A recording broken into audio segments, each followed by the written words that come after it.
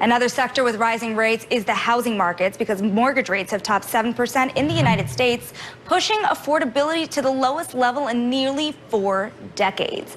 Brown Harris Stevens CEO Bess Freedman joins me to discuss.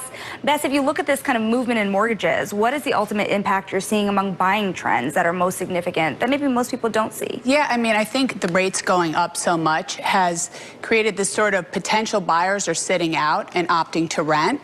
And I think also potential sellers are deciding not to sell because they don't want to refinance at these higher rates.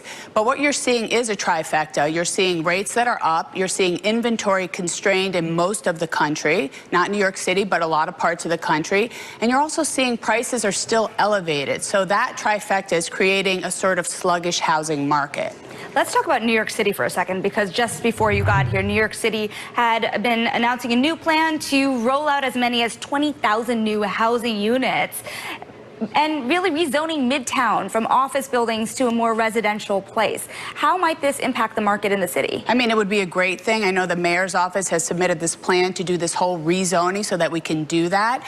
And we have a migrant crisis, as we know, so we could definitely use more housing in the city. Would be a great thing to do. How are you thinking about pricing, not just in New York City, but over in the Hamptons? Because you look at this trend of people willing to pay pretty extraordinary prices when it comes to the luxury market. That's right. That's discretionary. So discretionary is very different than the everyday buyer because they have a lot of money at their fingertips. They can spend a lot. They don't care so much about rates because a lot of times they are cash. Cash is king. But rates have doubled, so a lot of people are holding back. But in the luxury market, in the Hamptons, Palm Beach, and Florida, for example, there's no inventory. Prices are high, and there's not a lot to buy there. And people are, you know, if they have a lot of money, they're willing to pay a little bit more. But the everyday buyer is sitting it out for the most part. Is it that the scarcity value here is making more people jump into the market, knowing that they're not going to get a place if they don't jump now anyways? Well, I think people are trying, right now it's mixed messages, right? So we heard recession, recession, recession, and now they're saying, the Fed is saying, okay, or the economists are saying there won't be a recession, right? And inflation has come down, which is good, but I think it's a flawed assumption to think that because inflation has come down, rates are going to come down. I think rates will stay at where they are, and they probably might tick up a little bit. So I think we have to get used to this new 6 and 7% for the 30-year. Well, interesting about the 6 and 7%. How much higher can rates possibly go? And at what point, to your point, the luxury market is so different from what you're seeing across the country.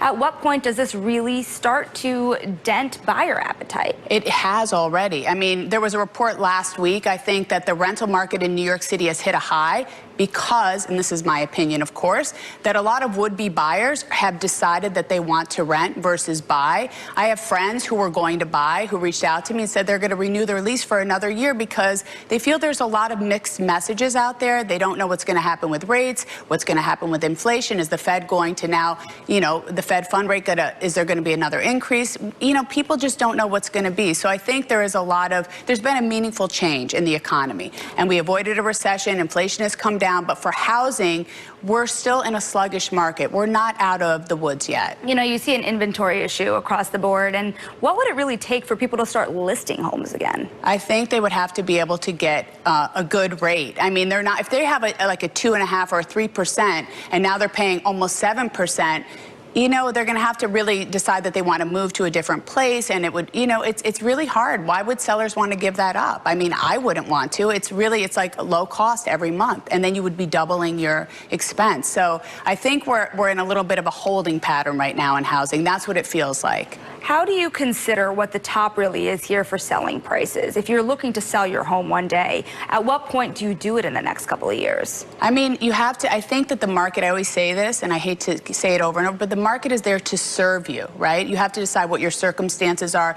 Do you need to sell? Are you moving? Do you want to go downtown? Do you want to go uptown? Do you want to change locations? Do you have a new job? All those things. Are you working from home? What is your situation? And then you determine what you need to do or what you want to do. I don't think you look at the market and go, oh, I think I'm going to to sell. I think you decide for yourself what works, and then you go from there. It's recently you've written that beating the heat is a good idea. Selling your home now is actually not a bad idea. Why do you say that? I think that you can take advantage of what's going on. I think there are real buyers out there, and they're willing to pay if they can find the right home. And I think you could take advantage of less inventory on the market in August, for example, and maybe you can get a deal done. Because people typically don't list in August because it's the summer, people are away. But I think sometimes there's buyers, real buyers are out there, and you could take advantage of that. How do you look at the New York City to Florida dynamic as it's playing out into this year? There was so much exuberance when you saw that exodus out of New York City, but you now also have a lot of people coming back. That's right. How is that? I mean, I think we did see a lot of people move.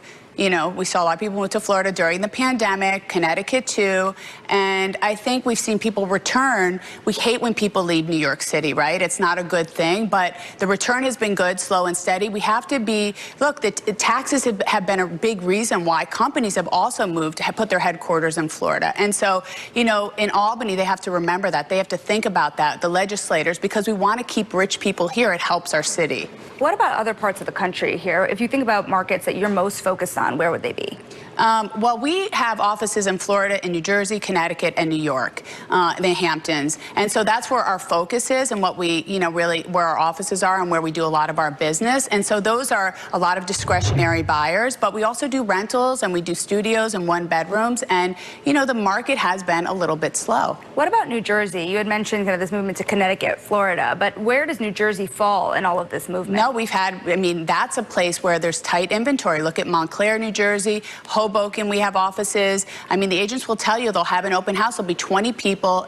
People are bidding on it, and things get done right away. So there's a place where you have constrained inventory. New York City, we have good inventory. Jersey, you don't. Connecticut is challenged, and Florida as well.